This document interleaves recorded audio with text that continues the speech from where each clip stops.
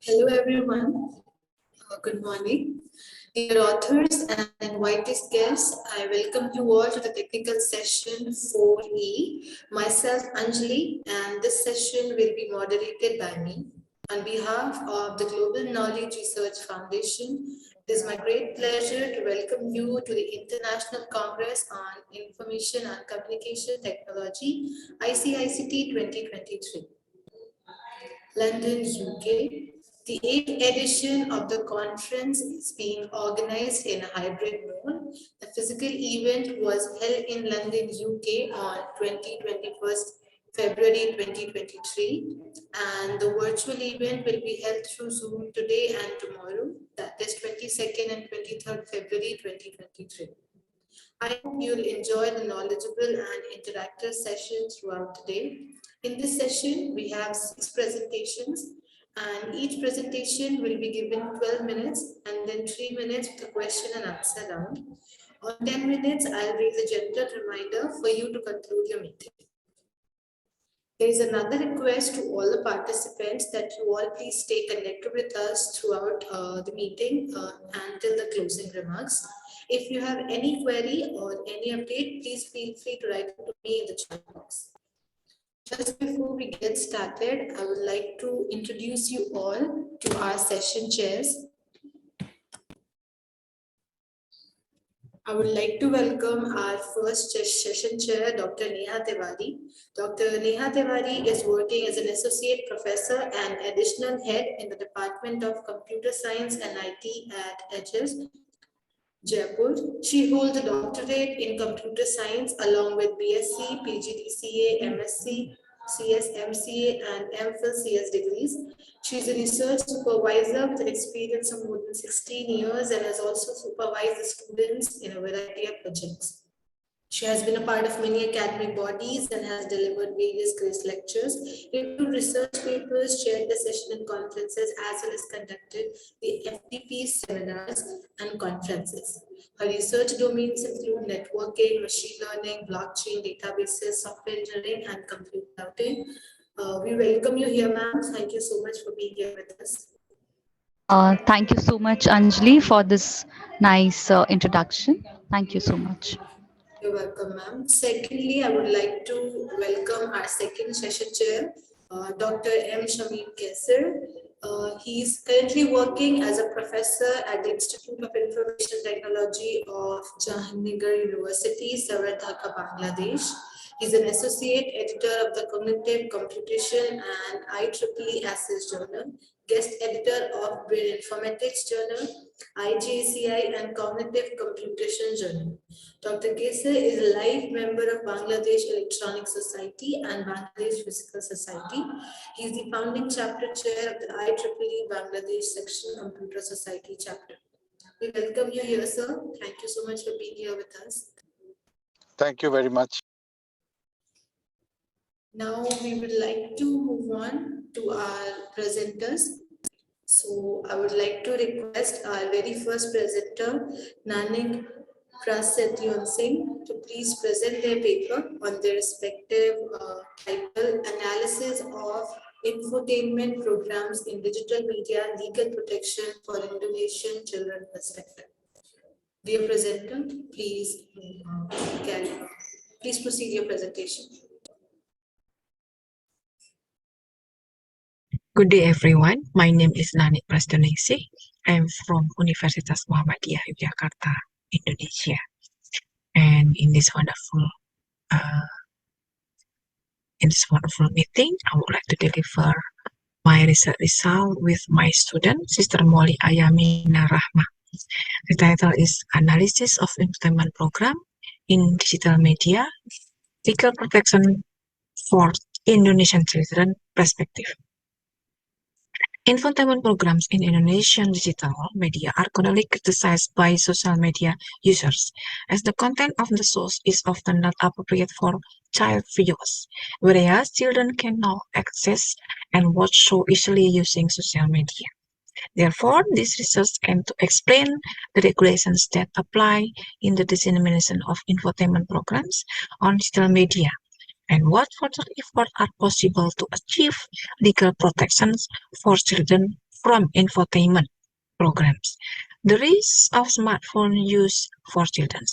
Children are using smartphone more frequently these days, to the point that it could lead to psychological issues among children.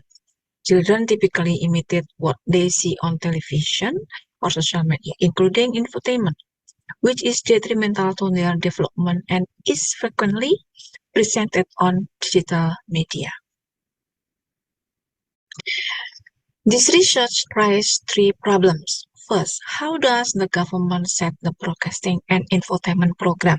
Second, how does the Indonesian law protect children from infotainment program? And third, what legal effort can be taken to protect children from infotainment program in the future? And the research method is that research concerns to the law. Research is being done using a normative legal approach. And the discussing will be divided into three discussions. First, from the law governing Indonesian broadcasting and infotainment program. Second, the Indonesian law protecting children from infotainment program. And the last is legal effort can be made in the future to protect children from infotainment program better. And let me remind what is the infotainment is. Infotainment actually is integration between information and entertainment. Infotainment aims to make learning simpler and easier. Infotainment was initially conceived on televisions, where documentaries began to integrate an entertainment element such as background music, visual effects, humor, action, or human interest. Infotainment is a type of media that tries to combine educational or useful information and entertaining content. And what are forms the law governing Indonesia broadcasting and infotainment program? Infotainment nowadays not only shows in conventional media such as televisions or radio, but also in other platforms such as YouTube, Instagram, TikTok, and Facebook. And since 2012, Indonesian government established of law of broadcasting. Yeah. And then under this law, Indonesian government established Indonesian Broadcasting Commissions, which has authority to control over managing television shows and broadcasts at both the national and local level. And for other platform, Indonesian government also issue Law of Information Technology and Electronics in 2016, which is directly handled by Minister of Information and Telecommunications, supervise the electronic media for using electronic information and document and providing facilitated information technology and electronic transaction uses. And also restricting the use of social media and electronic media. And the Indonesian law protecting children from infotainment program. First, the government. The government, is responsible for protecting children as consumer of television's broadcasts, such as infotainment, by ensuring that what children see or watch is valuable information for them.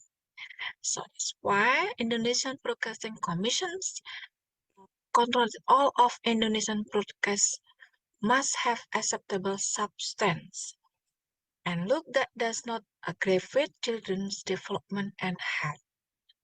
And Indonesian broadcast commissions, follow issue the broadcast program standard. Stated that the infotainment shows must air after 10 p.m. because from 5 a.m. until 6 p.m. the TV show must be the availability of program for children with content, storytelling style, and appearance on the psychological development of children and adolescents. Legal effort can be made in the future to protect children from infotainment programs. First, that infotainment, is rarely for news infotainment zone that contain actual information. As entertainment news, the news content must be supported by various accurate data, opinion, and comment on public opinion through interviews, but different with the concept of an infotainment program. This does not require actual and factual dimensions because the infotainment format seems one way even though it is presented in an entertainment style packaging format, such as a script writing standpoint, but the content of this program format only provides information or an explanation about product. And for this reason, the media must be able to select the sort of quality news that will avoid harmful activity that would negatively affect young customers. And many steps may be taken to set stronger children legal protection from infotainment program. And government policy for children legal protection from infotainment programs. Yeah. I stated that the broadcast content is required to provide protection and empowerment to special audience, namely children, by broadcasting events at the appropriate time, and broadcast institutions are required to include or and mention the classifications of the audience. And also, broadcast program standards stated that broadcasting institutions must pay attention to the interests of the children in all aspects of broadcast productions and protect the interests of children. And then follow the broadcast event at the appropriate time. And broadcast institutions are required to include and or mention the classifications of the audience. And the second one, the broadcasting production should categorize infotainment program. And for the futures, because of the infotainment not only in the conventional media, but also in other platform media such as YouTube, TikTok, So Indonesian broadcasting company in the future should consider must oversee another digital platform, not only monitored the conventional media, but also the social media. Okay, and the conclusions of my article is that the government need to put more effort into creating engaging and high quality informational content for children in order to strengthen legal protection. And the parental engagement requires ensuring children access credible online resources to evaluate the infotainment program broadcast on television and other programs. Okay, thank you, ladies and gentlemen. I think that's all of my presentation, and thank you very much for your attention. Thank you, Nanak.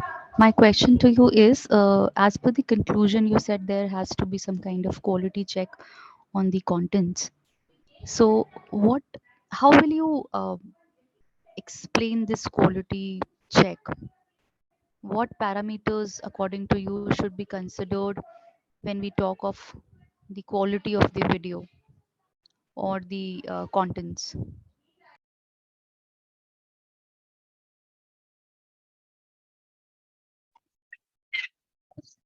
Okay, thank you for the question.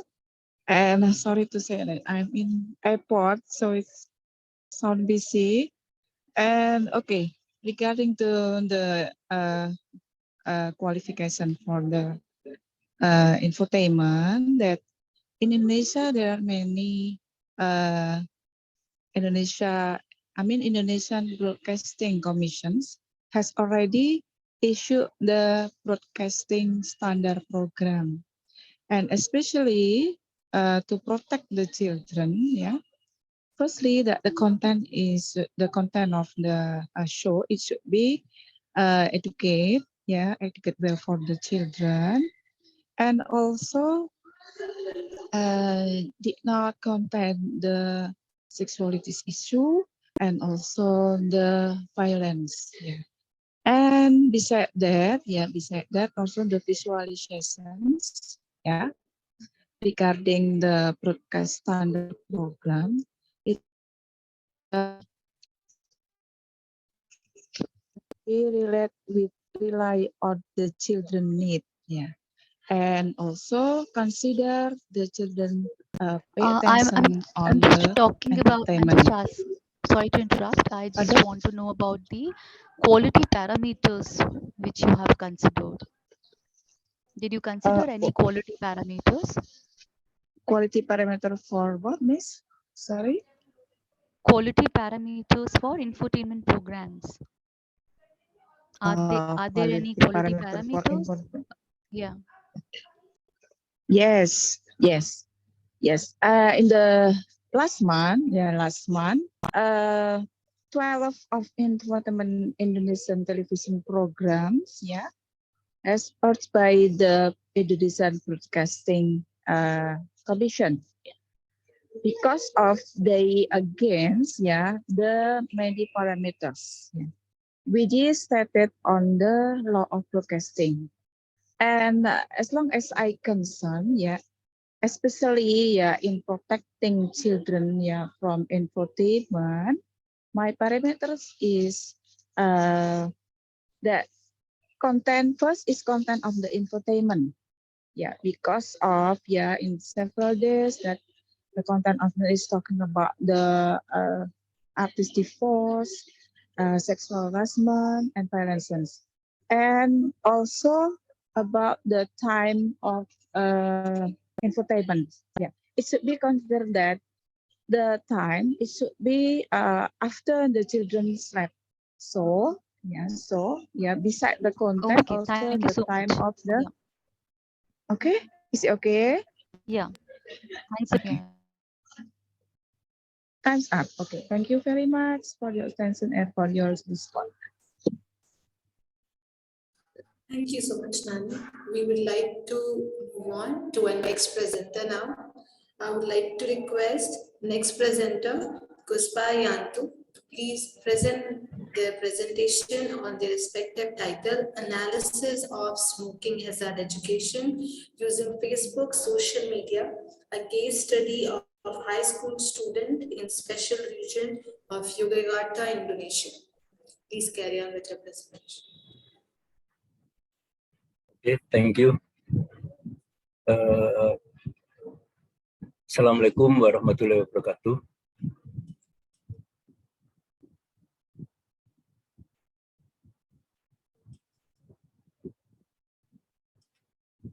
Yes. Okay, the presentation is ready. I want to continue my presentation.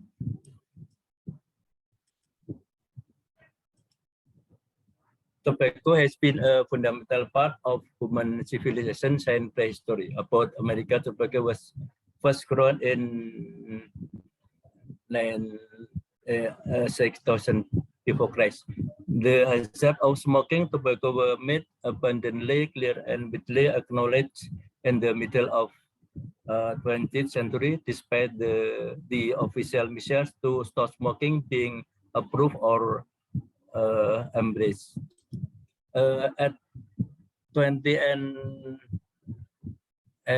18, data reveals that 69% of United States citizens currently use social media, with daily usage among Facebook users reaching 74% as people spend more and more time on it. Social media intervention have the ability to reach a large number of smokers who are interested in quitting. Participants in this intervention were placed in exclusive social media group. A number of intervention publish content to their social media accounts. Participants can interact with intervention content and each other simultaneously on social media platform because they are designed to promote communication. In South Africa, adult smoke at rate of 22.5% in 2016. About 20% of pulmonary tuberculosis death and 8% of all death in South Africa are attributed to smoking.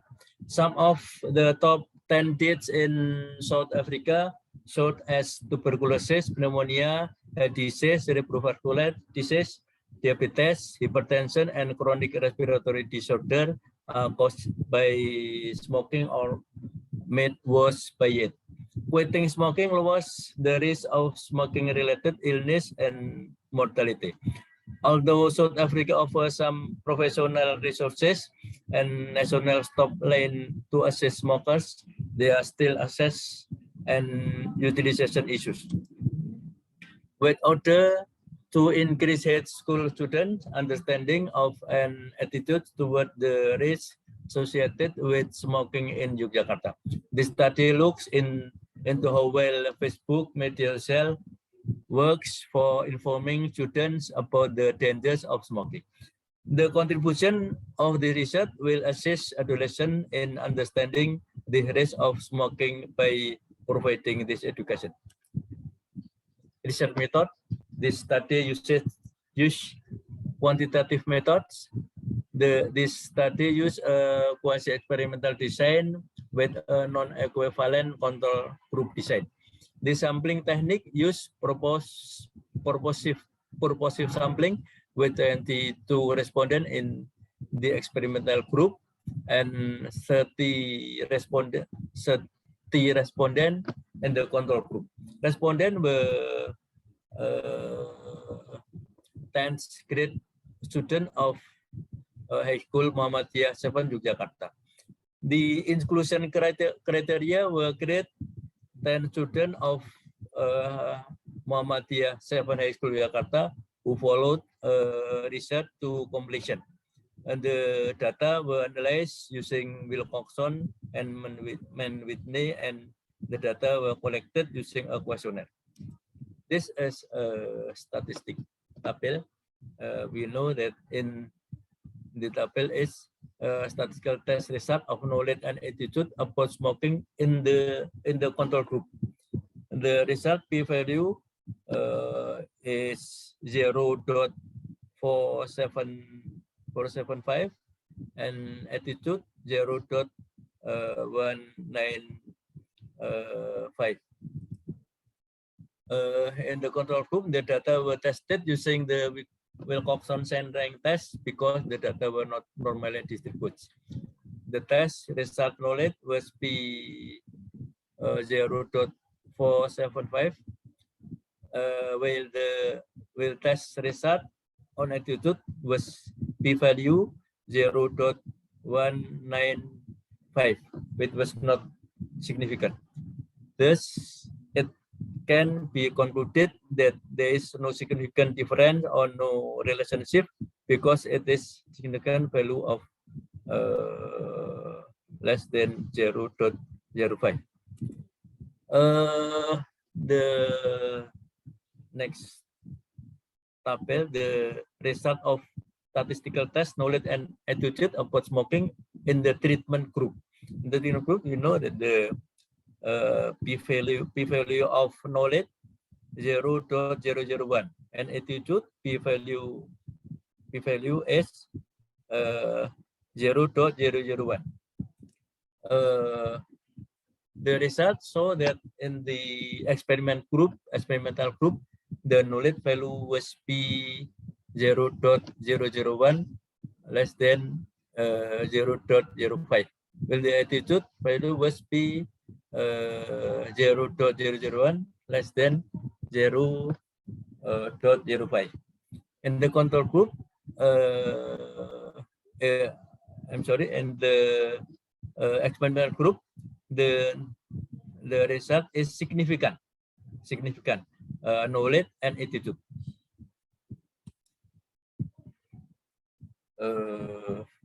Social media intervention have the ability to reach a high number of smokers who are interested in quitting.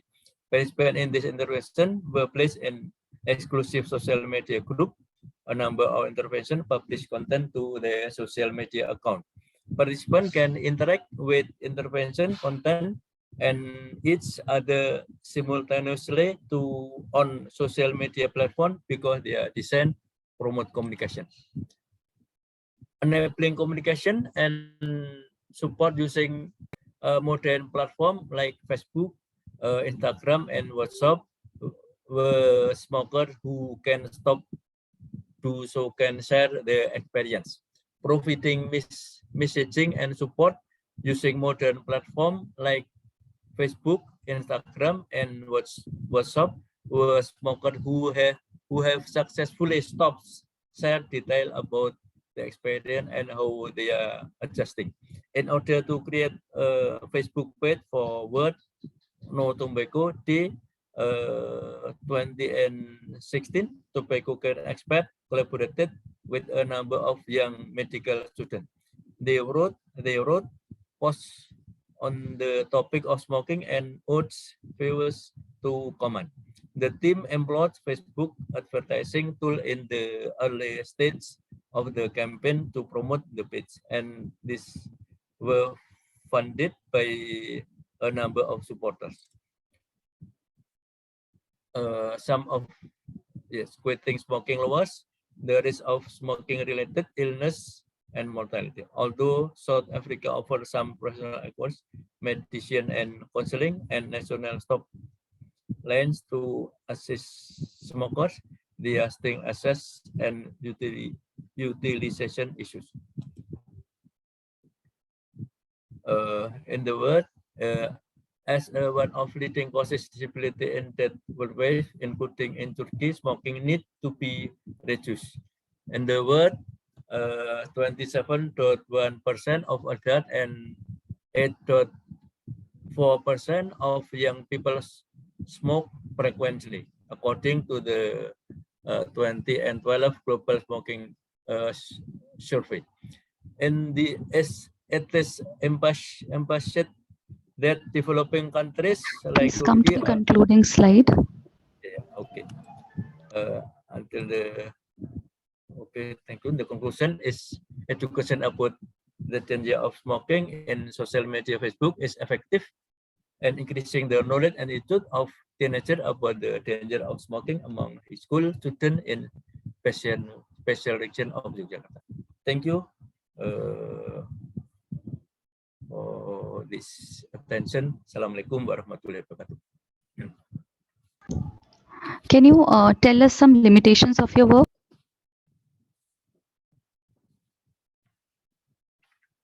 What?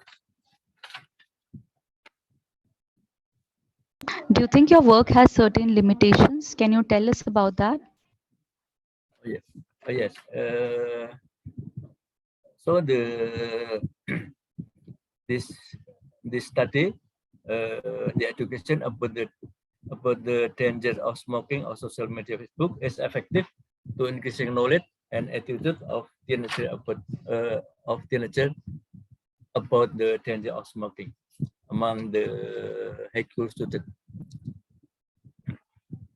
I have a question. How have you collected the data? Oh yeah, the data collected with the questionnaire. The questionnaire distribute the first for experimental group education. How many people participated? How many people participated in the survey? And what is the age group? For both duties, yes, for education only about 1 hour before education, pre-test, and after education post-test. The questionnaire distribute for pre-test and distribute again after education to post-test. Banyaknya responden, Pak, maksudnya. Gimana? Ditanya tadi banyaknya responden. How many Oh responden? yeah. Oh, the respondent. The respondent in my presentation, the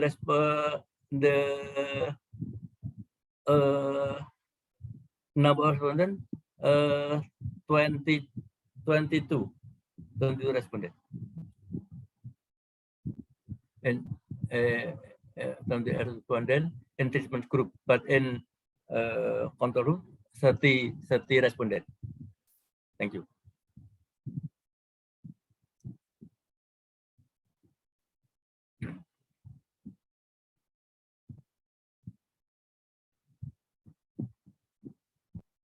Do we have any more questions, suggestions? Yes.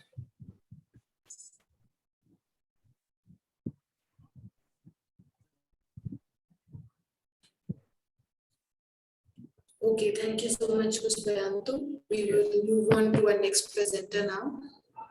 I would like to request our next presenter, Arni Sarwanti, to please present her paper on intention bank customers, use of internet-based banking services.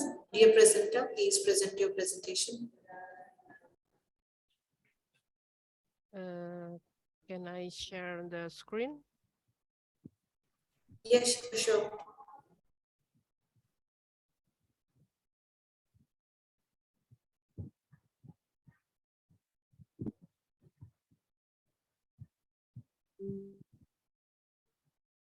Assalamualaikum warahmatullahi wabarakatuh.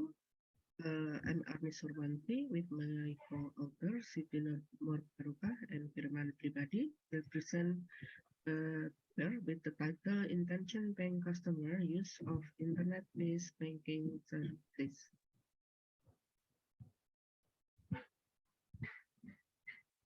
Study provide empirical evidence in the intention consideration for using internet-based banking services. This research used quantitative method, and this research used primary data with the sample 100 customers who use internet-based banking services. BLS used for data analysis. The result of the study gave a decision maker at the Indonesian bank in promoting the use of internet-based banking by investing individuals and trusted services that are provided with the high-level security and privacy.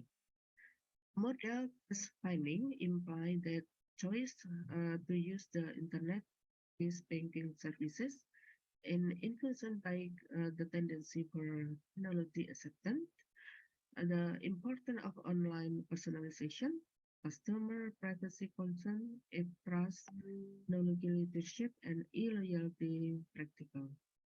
The implication of this research, the public bank should promote the adoption of internet services by supporting personalization of services, privacy, and trust.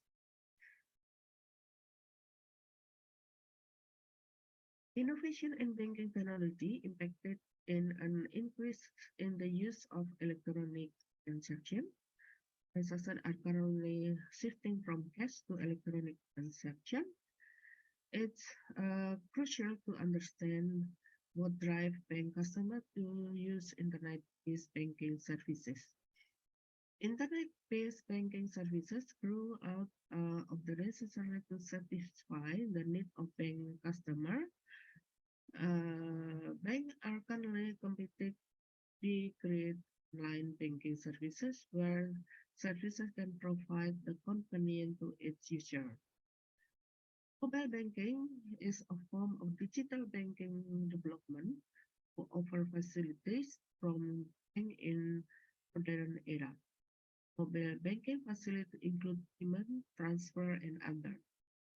Bank can operate more cheaply by internet banking because using less people and physical interaction.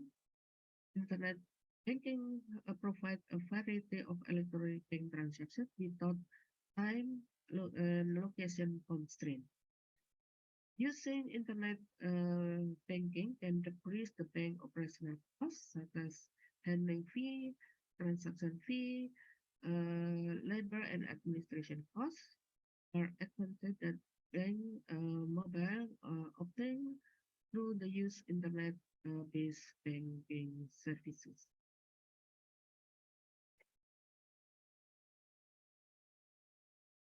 According prior study, the adoption of online banking services by bank client is influenced by variety factors.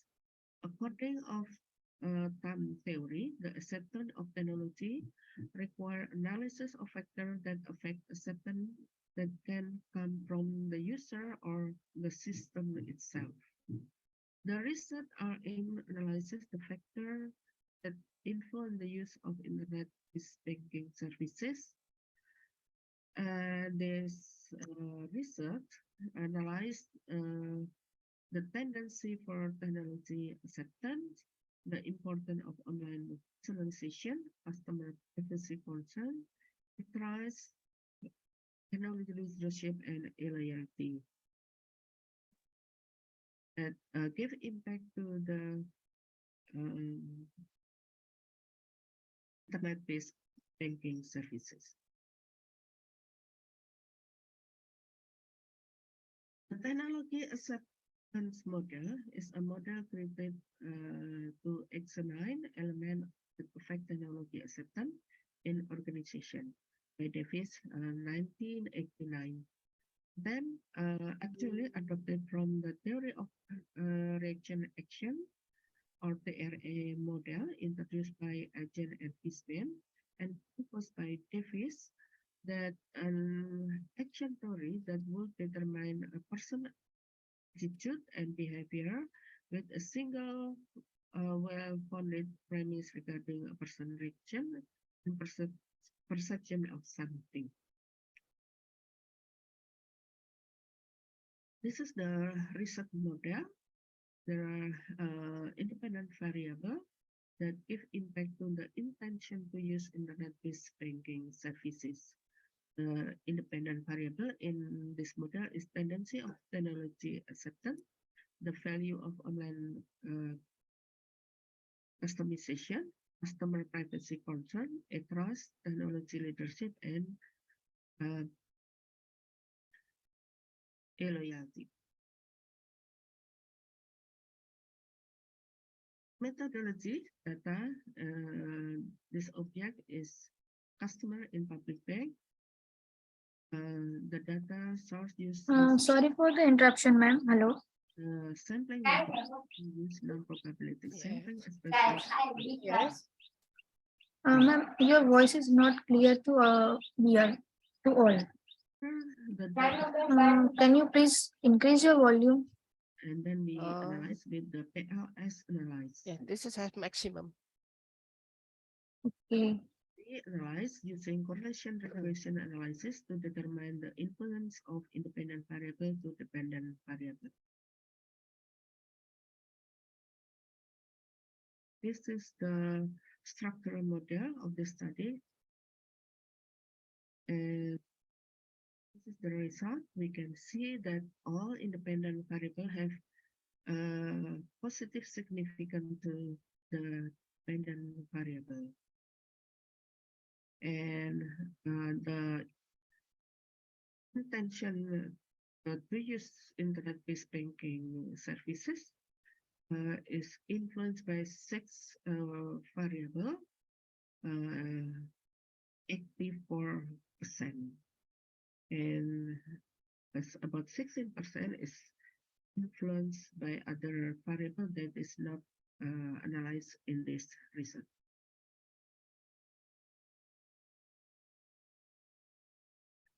The results show that the tendency of technology adoption have positive and significant effect on the use of internet-based banking services by bank customer. The greater the tendency of technology acceptance, the greater of internet bank customer use internet-based banking services. The value of online personalization by bank customer have positive and significant effect on the use of internet-based banking services by bank customer. This is because its respondent has their own expectation regarding the value of online personalization. The value of online personalization is more about how to meet customer wishes. The other findings demonstrate that customer privacy concerns have positive and significant impact on the use internet is by bank customer. The greater concern on bank privacy concern, the greater use internet-based banking services. This is because the customer that very sensitive about privacy information tend to use internet based by bank customer.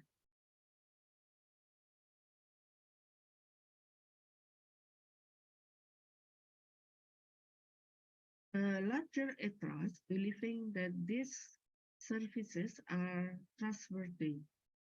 For competent technical staff, deliver consistent information to demonstrate integrity and high ethical standards. This result show that trust has positive and significant effect on the use of customer of bank use internet-based banking service. The result also show the technology leadership has positive and significant to the use of internet-based banking services by the customer. This is because the technology shown by the bank provide competitive advantage compare the other competitor and provide the best services that satisfy the expectation of bank customer. The research, this is in line with theory of time. I think the time has been exceeded, isn't it? That the leadership will influence the use of internet-based banking services by bank customer. This is because the respondent will use technology if provide benefit to the respondent. 2 minutes more, is it okay? The other finding also. No, I think you please come to the last slide. That would be better. In Yeah. application of this research, the public banks should promote the adoption of internet-based banking services by supporting personalization service and privacy and trust. Thank you and wassalamualaikum warahmatullahi wabarakatuh. So you've come up with a model of your own. Do you have any idea of the pre-existing models as well? Are there any existing models based on which you got the idea for your work? Yeah, this is refer to the previous research and we combine separate research. So how your model is different from others? What was the lacuna in other models which you found? In here we add so we combine several reference. The other reference tell about personalization of services, but also in here we include privacy and trust. There has to be some clear-cut demarcation, right? What were the shortcomings in the existing models, and why do you thought of combining them together, and how the results are, improved as compared to them? So I cannot find any such comparison between your model and the existing ones. I mean, in here, the tendency of technology value of online customization, customer privacy concern is supporting personalization service, but also in here also we include trust and loyalty. Okay, thank you. I think we can move to the next presentation. Okay, we move to our next presenter then. I would like to request our next presenter, Titin Huria, to please present their paper on the effect of online video in improving maternal nutritional behavior and nutritional status of stunted under 5. Dear presenter, please present your paper. Sorry, I cannot share my PowerPoint. Can I share screen? Yes, we can share. Okay.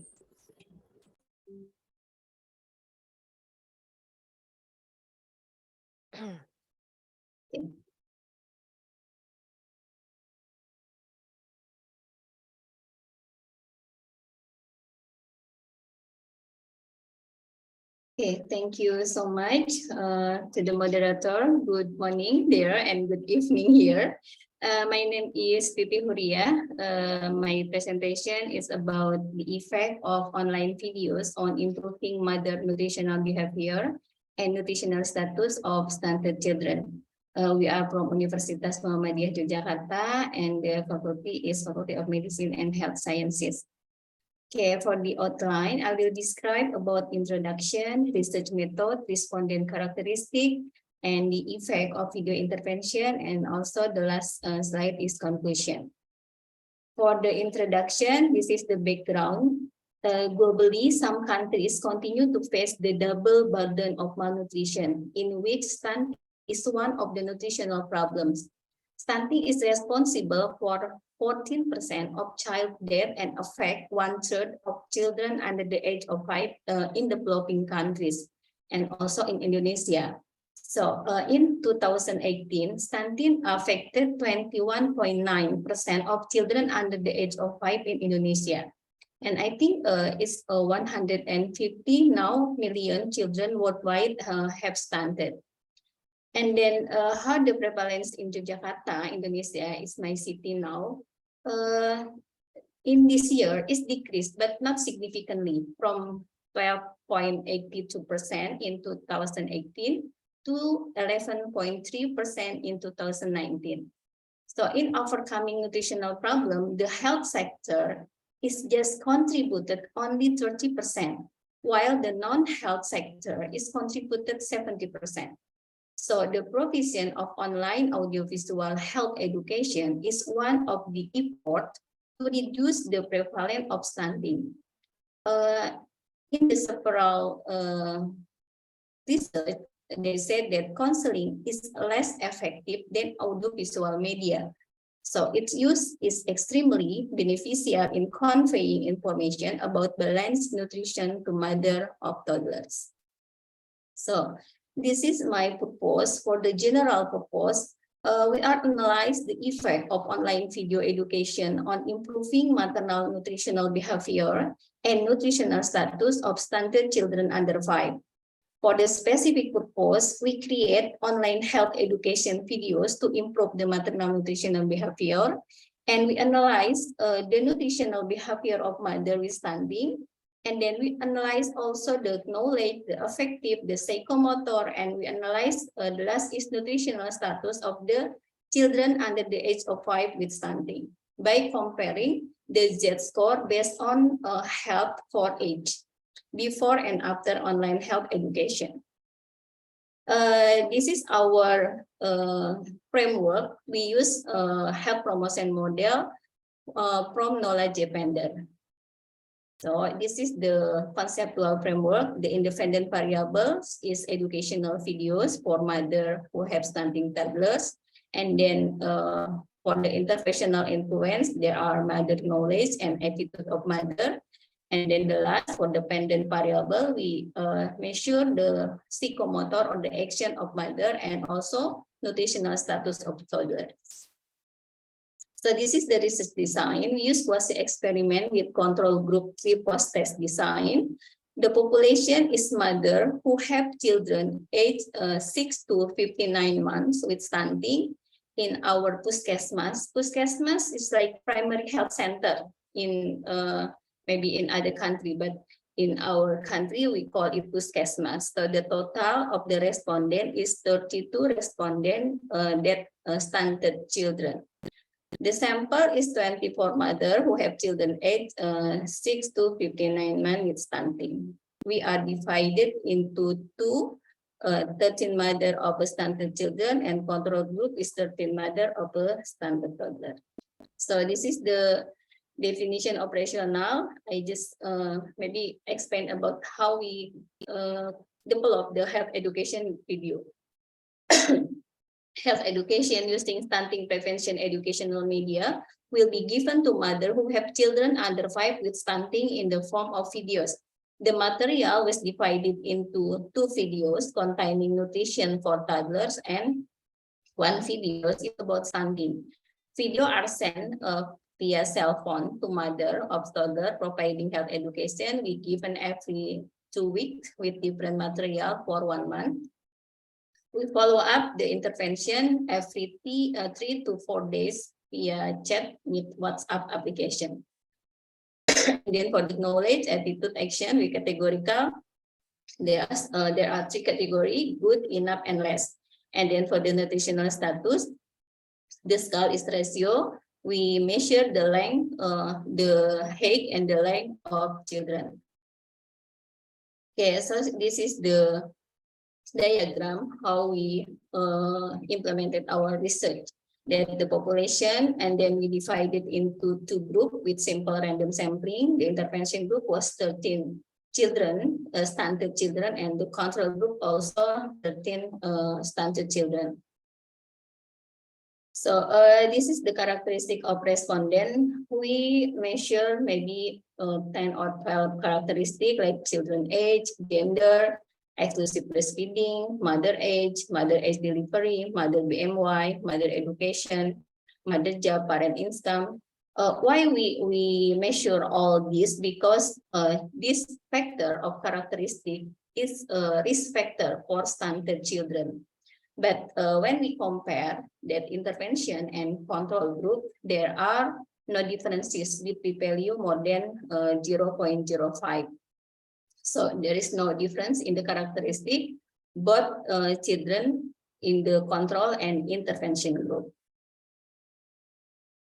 And then for the behavior is contained like knowledge, attitude, and behavior, and nutritional status. We can see that the majority of the respondent control and intervention group have a good knowledge and attitude based on their pretest score in the category of knowledge, attitude, and behavior. In the knowledge category, however, in the pretest score revealed the difference between the intervention and control group. The post-test score demonstrates a good category for knowledge, attitude, and behavior. With the intervention group, they increase the category while the control group is doesn't. So in this table, we can see that there was no categorical difference between the intervention in control group in the nutritional status variable. So this is the p-value when we compare knowledge, attitude, psychomotor, and nutritional status before the intervention and after the intervention. In the intervention group, in the left side, the knowledge, the attitude is different. There is any difference, but the psychomotor and nutritional status, there is no difference. But in the control group, in the right side, these 4 variables, there is no differences before and after the intervention. And then this is the research variable when we compare the pretest and post-test control group and intervention group. For the intervention group, at the pretest, we compare pretest intervention and pretest control. There is no differences. But when we compare post-test, there is a differences in the knowledge, attitude, and psychomotor with value less than 0.05. But in the nutritional status, there is no differences. So for the discussion, audiovisual media has an advantage. One of which is easier for someone to accept because they can combine the sense of sight and hear simultaneously. the provision of audiovisual media education prove it is very effective because mother can continue to repeat and re-understand what has been explained or conveyed. The need for information and opportunities obtained by mother can increase after mother access knowledge from online sources so that health-related education can be carried out quickly and precisely. Okay, I think that's all for my presentation. Thank you so much. Good evening, everyone. Wassalamualaikum warahmatullahi wabarakatuh.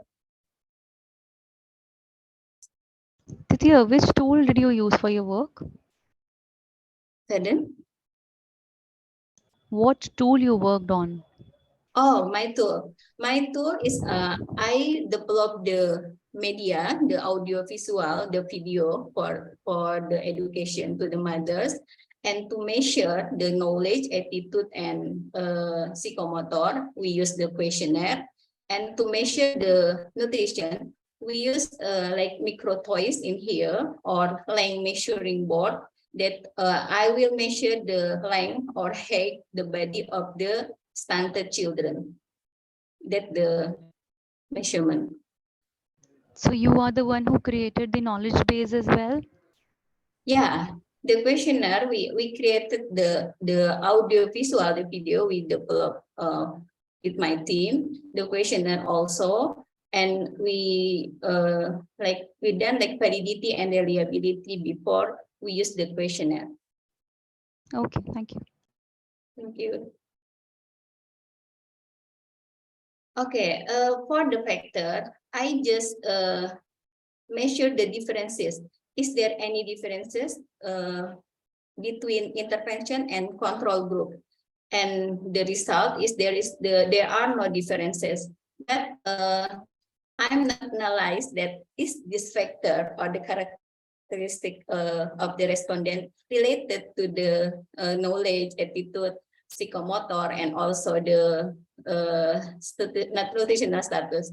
I'm not analyzing that. Thank you.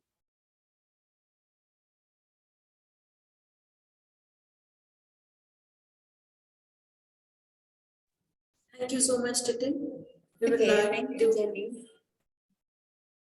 You're welcome. Now we would like to move on to our next presenter. I would like to request our next presenter, Ika Nurul Kamari, to please present her paper on the role of e-learning system, quality in increasing e-learning system effectiveness.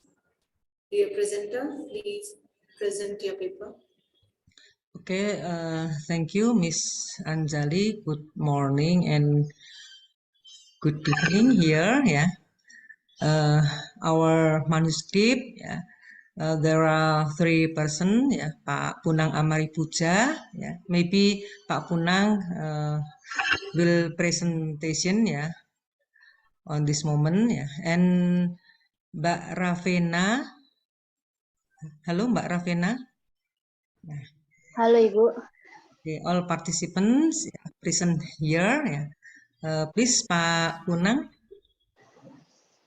Thank you, Ika. Thank you, everyone. So please allow me to share our slides. Okay, I'll just go to the first slide for a while.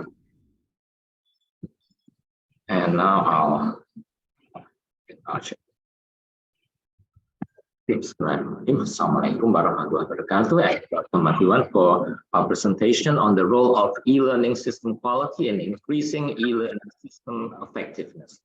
And this was presented by 3 researchers. Now, we've seen that the use of e-learning systems has proliferated, especially in part because of the pandemic.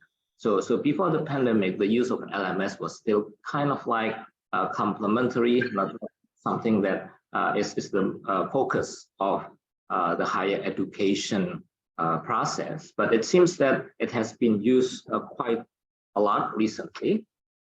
Unfortunately, we don't really know how well the students are using it and how does it affect the implications on their studies.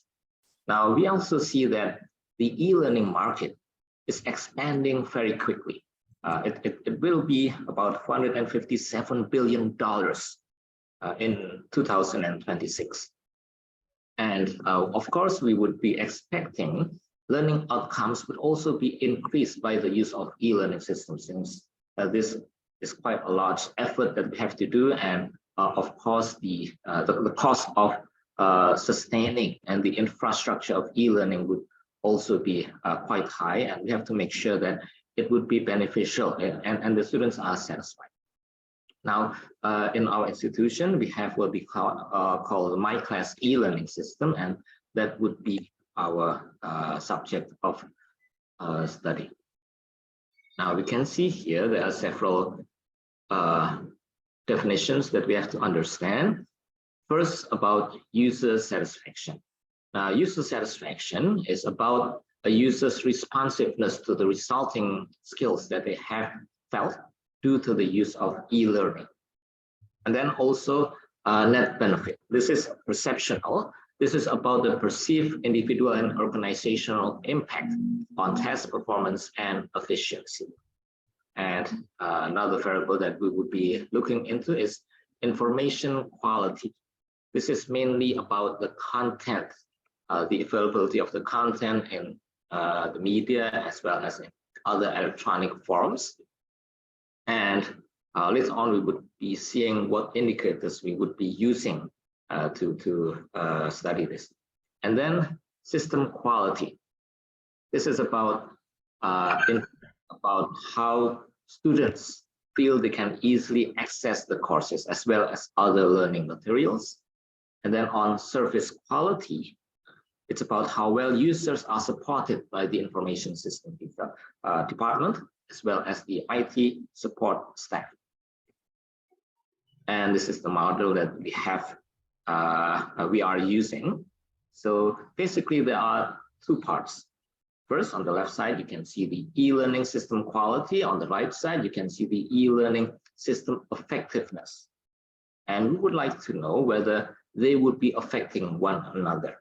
So e-learning system quality consists of information quality, system quality, and service quality, while e-learning system effectiveness consists of user satisfaction and net benefits.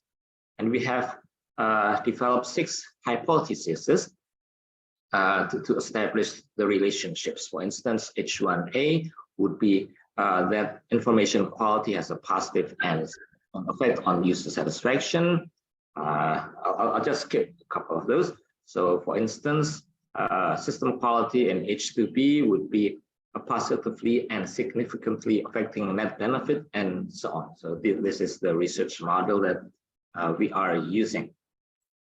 Now the respondents are students in the Faculty of Economics and Business of Universitas Muhammadiyah Yogyakarta, and we have 156 respondents actually, but after close examinations, there were 152 respondents that completed the survey. And aside from that, we would be doing statistical analysis using structural iteration modeling using AMOS. And aside from that, we would be also using qualitative data to gather more insight into the results of the research. Now, here are the operational definitions that we have been using. So first is the e-learning system quality in terms of information quality. We measure it by usability, understandability, how interesting it is, and reliability. In terms of system quality, it would be on flexibility, user-friendliness, stability, security, response time, and reliability. Service quality, it would refer to empathy, reliability, tangibility, responsiveness, and assurance. And there are also several indicators of user satisfaction and net benefits as well. Now, we have seen, it seems that all the indicators here are valid. So we have moved on and checked the reliability, and all the variables are reliable as well. And from the AMOS software, we have obtained a path a model, and we see the path analysis as shown on the screen. And the results shows that hypothesis 1A and 1B has not been proven. So there is no statistically significant effect between information quality and user satisfaction. There is no significant effect between information quality and net benefits. Now the others are proven. So system quality positively and significantly affects user satisfaction, as well as system quality on net benefits, service quality on user satisfaction, and service quality on net benefits. And we do have also some qualitative results based on interviews and based on the surveys we gave to students as well as to the IT staff. So these are the problems identified by IT staff, like sometimes the systems goes down, maybe too many students were using it at the same time, and there might be errors. Also, sometimes the attendance might not be recorded either because of the settings from the lecturers, or maybe the students did not really click it properly. And then the size, sometimes lecturers forgot to maybe students would be submitting larger size files. Maybe there are lots of pictures and so on, which was not anticipated by the lecturer. Now, other problems would be related to what the students have felt. In this table, you can see the results of the interviews. Now, we have interviewed staff from the information system unit, as well as staff from the faculty. And similar problems arose, but this is adding problems in enrollment, problems in forgetting the passwords, problems in opening some of the activities and so on. And we have also coded the solutions that were given. Now here, I think in a nutshell, we can see that there were two hypotheses that were not proven and 4 of them proven, and we have identified the problems from the students' perspective as well as from the administration at the faculty level and at the university level perspectives. Okay, thank you very much, and we are looking forward to comments and questions. Thank you.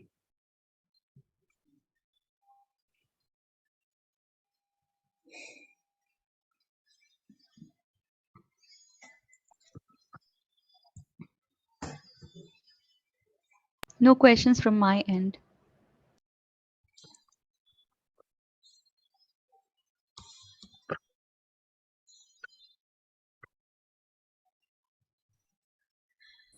Do we have any questions from Professor Sang?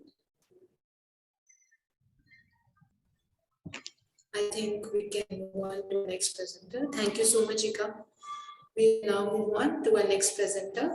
I would like to request our next presenter, Atsuki Imada, to please present their paper on underwater object detection through analysis and data implementation of underwater datasets.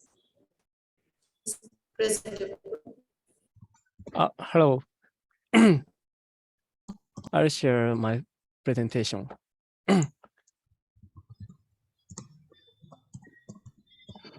Is screen sharing on audio okay? Yes, it's visible. Thank you. Hello, I'm Imada from Tokushima University. Good afternoon and nice to meet you all. Today, I'd like to talk about our presentation. The title of Underwater Object Detection through Analysis and Data Augmentation of Underwater Datasets. The table of contents for today is shown here. I'll introduce the background of our research. There are various tasks that the diver has to perform, like investigating aquacultures and inspections. Using an underwater drone, will be very helpful to improve their efficiency. In addition, introducing a deep learning-based object detection can help underwater drone to activate their efficiency. Although object detection technology processing underwater images are more difficult to run than ground images, particularly affected by contrast reduction, feature attenuation due to haze, and color coverage that result in monochromatic appearance. Therefore, it is difficult to extract feature from images, and unintended bias and other problem many occurs. In addition, screening underwater data is difficult due to environment influence and restriction on activity. Our motivation is to make the aquaculture industry more efficient with underwater drone and deep learning. However, implementing deep learning on drone requires high-speed processing and high accuracy. And with the development of underwater object detection, it is necessary to analyze existing dataset for conditions that are effective for learning by dividing them into difficulty level. We propose a datasets that remove factors that make learning object detection models in underwater image difficult. In addition, the dataset was analyzed and the augmentation was performed. Next is simulation related works. First of all, the object detection algorithm is explained. Your X is the state of the art your series, which was released in 2021. Your X has improved accuracy compared to previous models by adding various training tricks. For example, comparing the accuracy and FPS of the newest model, your V5 large, the accuracy improved 1.8% and the FPS score decreased by 6%. We selected Euro X because of its high-speed processing and high accuracy. Next, we discuss existing underwater dataset. This study used the Open Underwater Robot Picking Contest dataset, URPC 2018, provided by China and the city of Dalian. The dataset was provided by the Object Detection Contest. It is an underwater images dataset of 7,600 images taken in various environments and contain images and annotation data. The existing study Pix2 Sench can calculate the length contained in 1 pixel by assuming the angle of view of camera that captures the images.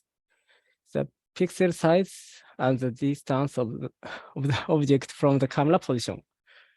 That can be used to estimate the length of light of the images captured by trigonometric function.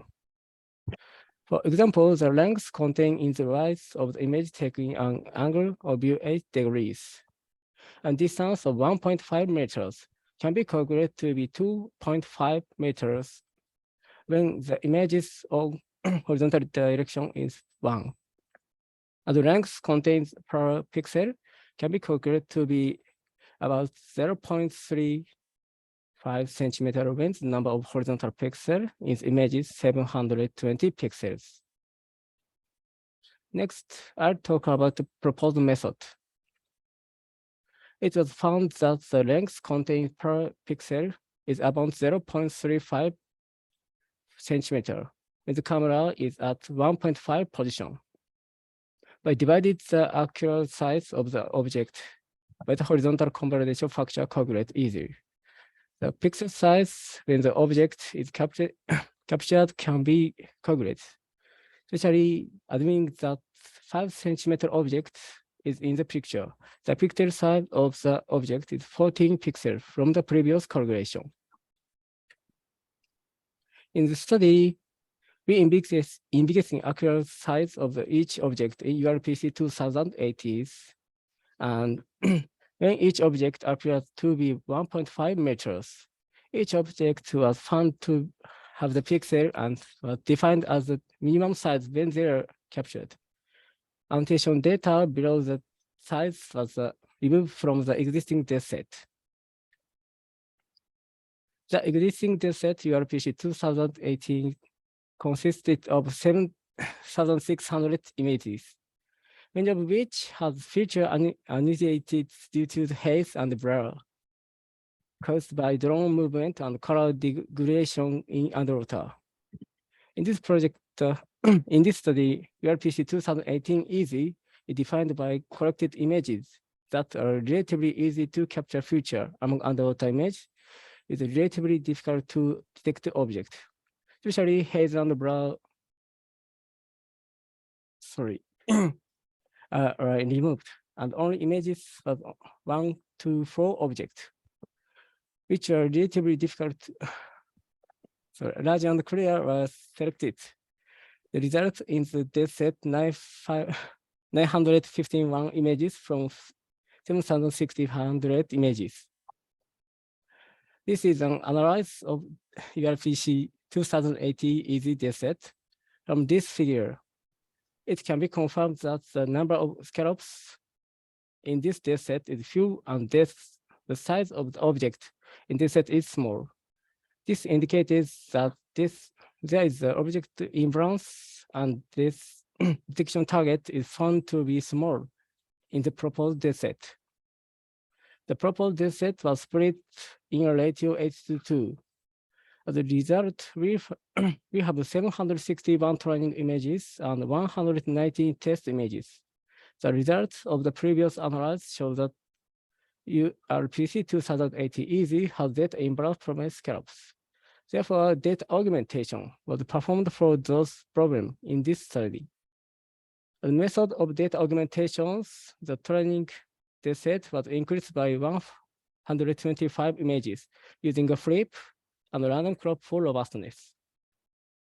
The test dataset, 120 images, were added using random crop to reduce the difficulty. Next, I'll talk about simulation results, showing change in dataset before and after data augmentations and their impact on object detection result. 4 classes were trained as this experimental environment. 806 training images for training and 310. Please sum it up within 2 minutes.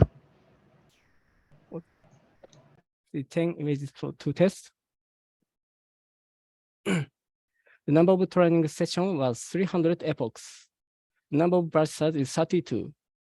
The model used trained using EuroXS, the light model considering it's installed on a drone. The result of data augmentations allow us to increase the number of scallops data. Next, we'll investigate the impacts of the object data augmentation by measuring object detection accuracy before and after the augmentation. Object detection results before and after data augmentation are shown. It can be seen detection accuracy of scallops improved about 11.5% before and after data augmentation.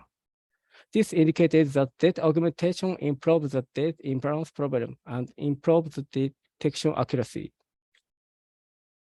The result of object detection using the data augmentation dataset as shown. The result confirms that object detection is successful for large objects in underwater images.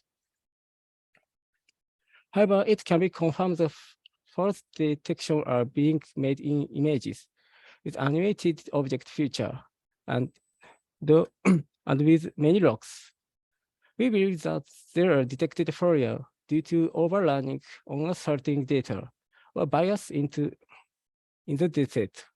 In addition, it is shown the black shadows. It is detected as sea urchin. We believe that they are based on the black parts of the sea urchin, not the spines, which are characteristic of the sea urchin. Finally, I will conclude my presentation. In this work, we propose dataset in underwater object detection and analyze the augmentations and dataset to eliminate data imbalance issue. In the future, analyze effects of the data augmentation using saliency maps and implement filter data augmentation techniques. Thank you for listening.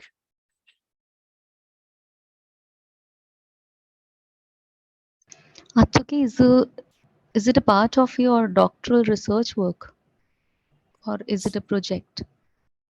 Could you repeat that, please? Is this work related with your doctoral research work or is it a part of some project that you've taken up? Sorry, could you repeat that? Are you a PhD scholar? Viscera? Sorry. What inspired you to take up this work? What are you doing right now? Are you a student? Yes, I'm a student. Student of which subject? What are you doing? What are you studying? Which course? Which program, I would say? Yeah. Actually, artificial intelligence.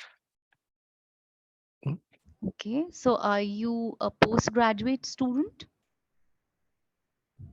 Sorry. Hello, can you hear me? Yeah. I'm sorry. No, I am one of the author of this paper. I can answer your question instead of him. So he is a master student and he will graduate this March. This work is a part of our new project, and this project is still go on. All right. So how many people are involved in this work?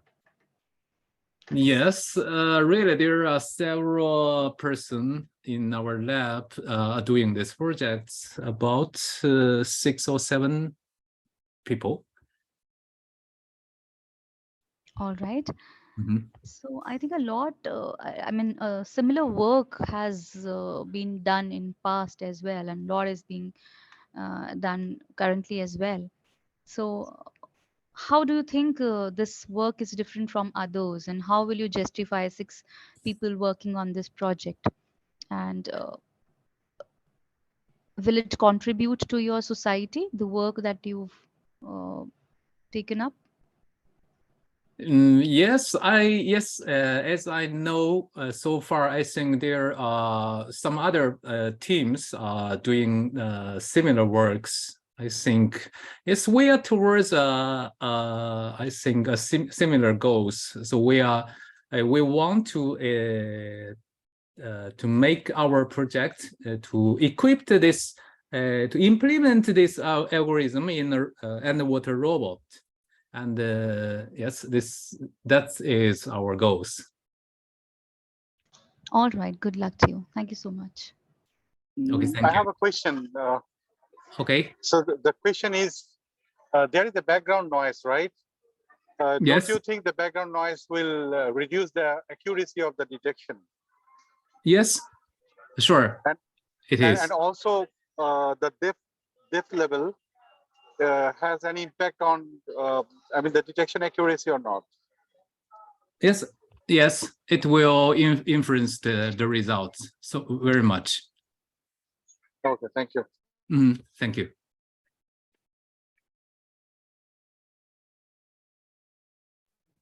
Thank you so much, Atsuki. Thank you.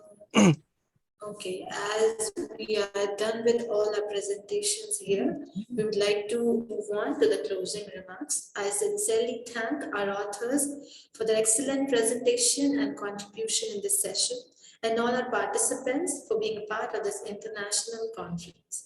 I hope this session was informative enough for all of you. We, on behalf of the whole team, thank you for the support during this 8th version and the previous 7th version of the conference. And we will be happy to have you in the 9th version in 2024 as well. All the presenters will be given a digital certificate through email within 2 working days. And further, all the papers have already been forwarded to the Springer. The publication will be live within 6 months. So I kindly request you all to cooperate with the team of ICICT 2022. I would also like to thank our session chairs, Professor Neha Tewari, and our second session chair, Professor Shamim Kasim, for chairing the session. Here's a token of appreciation for our chair sessions on behalf of Team ICICT and Global Knowledge Research Foundation and partners. Thank you so much, sir and ma'am. We are grateful for your valuable presence. Thank you. Pleasure is all ours. Thank you so much. I would also like to request everyone here to please turn on their cameras for a virtual, like we can have a quick snapshot of the conference. Everyone, please turn on their cameras if they can. I'm so sorry, due to certain limitations, I won't be able to do that. It's completely all right, ma'am. Madam, before we take the pic, I just want to know whether this session started at 4:15 or It was 3 to 4:30. 3 to 4:30. Yeah, we're done with it. Okay, okay. So I'm not sure whether my virtual room is this one. That's right. It's not this one. Okay. Your name was not there in the list. Thank you. Thank you. Thank you so much, everyone. Thanks a lot. Thank you so much, everyone. Please take care and stay safe.